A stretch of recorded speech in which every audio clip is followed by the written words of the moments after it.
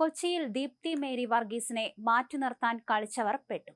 Kochi corporation mayor തെരഞ്ഞെടുപ്പുമായി ബന്ധപ്പെട്ട തർക്കങ്ങളിൽ പ്രതിപക്ഷ നേതാവ് വി.ഡി. സതീശനെതിരെ പരോക്ഷ വിമർശനവുമായി മാത്യു കുഴൽനാടൻ എം.എൽ.എ. രംഗത്ത് വരുമ്പോൾ തെളിയുന്നത് എങ്ങനെയാകും ഇനി കോൺഗ്രസിന്റെ നിയമസഭാ കക്ഷി നേതാവിനെ തെരഞ്ഞെടുക്കുക എന്നതാണ്.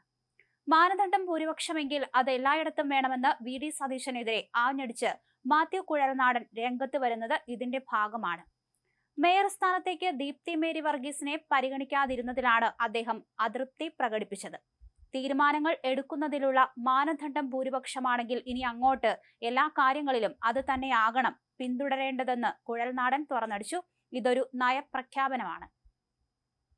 നിയമസഭയിൽ കോൺഗ്രസ് അധികാരത്തിലെത്തുമ്പോഴും ഈ രീതി പിന്തുടരാമെന്ന നയപ്രഖ്യാപനം.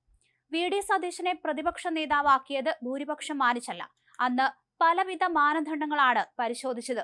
ദീപ്തിയെ മേയറാക്കുമെന്ന പൊതുവികാരം സൃഷ്ടിച്ചാണ് കോൺഗ്രസ് കൊച്ചിയിൽ പ്രവർത്തിച്ചത്. ഇത് വിജയം നേടി. ഇതിന് പിന്നാലെ കെ.പി.സി.സി ജനറൽ സെക്രട്ടറിയായ ദീപ്തിയെ ഒഴിവാക്കി. കൗൺസിലർമാർക്കിടയിൽ ഭൂരിപക്ഷം ഇല്ലെന്ന ന്യായം പറഞ്ഞാണ് ഇത്. അങ്ങനെ വരുമ്പോൾ നിയമസഭാ കക്ഷി നേതാവിനെ ഇനി തെരഞ്ഞെടുക്കുമ്പോൾ ഭൂരിപക്ഷം മാനദണ്ഡമാക്കാമെന്ന് തിരിച്ചടിക്കുകയാണ് കെ.സി പക്ഷത്തിലെ പ്രമുഖനായ കുഴൽനാടൻ. ഫലത്തിൽ എ.ഐ.സി.സി ജനറൽ സെക്രട്ടറിയായ കെ.സിയെ മുഖ്യമന്ത്രി പദത്തിലേക്ക് ഉയർത്തിക്കൊണ്ടുവരുമെന്ന് പറയുകയാണ് കെ.സി വിഭാഗത്തിലെ പ്രമുഖൻ.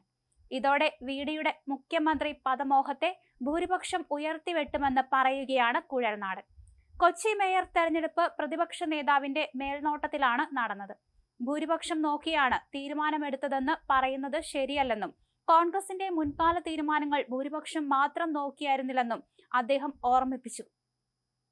ഒരിടത്ത് ഒരു നീതിയും മറ്റൊരിടത്ത് വേറൊരു നീതിയും നടപ്പിലാക്കുന്നത് അംഗീകരിക്കാനാവില്ല.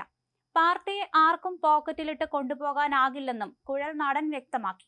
കെ.എസ്.യു കാലം മുതൽ ദീർഘകാലം പൊതുരംഗത്ത് സജീവമായ ദീപ്തി മേരി വർഗീസിനെ പോലൊരു വനിതാ നേതാവിനെ പരിഗണിക്കാതിരുന്നത് പ്രവർത്തകർക്കിടയിൽ വൈകാരികമായ പ്രയാസമുണ്ടാക്കിയിട്ടുണ്ട്. ഷാനിമോൾ ഉസ്മാനും ബിന്ദു കൃഷ്ണയ്ക്കും ലഭിക്കുന്നത് പോലെ ഗ്രൂപ്പുകൾക്ക് അതീതമായ സ്നേഹം ദീപ്തിക്കും കോൺഗ്രസിനകത്തുണ്ട്.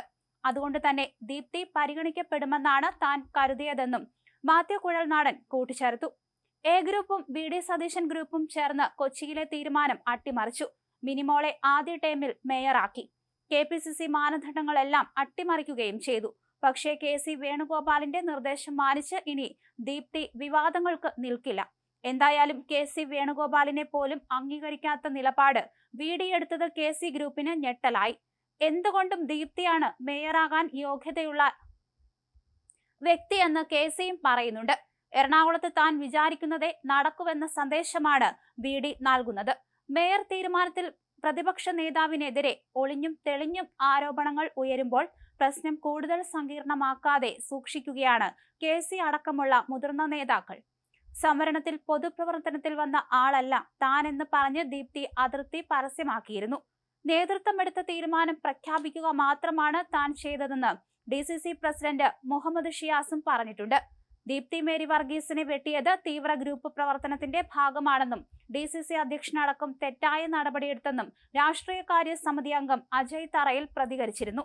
വഞ്ചിച്ചെന്ന നിലപാട് ദീപ്തി ആവർത്തിക്കുമ്പോൾ എല്ലാവരുമായി കൂടി ആലോചിച്ചാണ് തീരുമാനമെന്ന് പറഞ്ഞ് ആരോപണം തള്ളുകയാണ് ഡി.സി.സി നേതൃത്വം.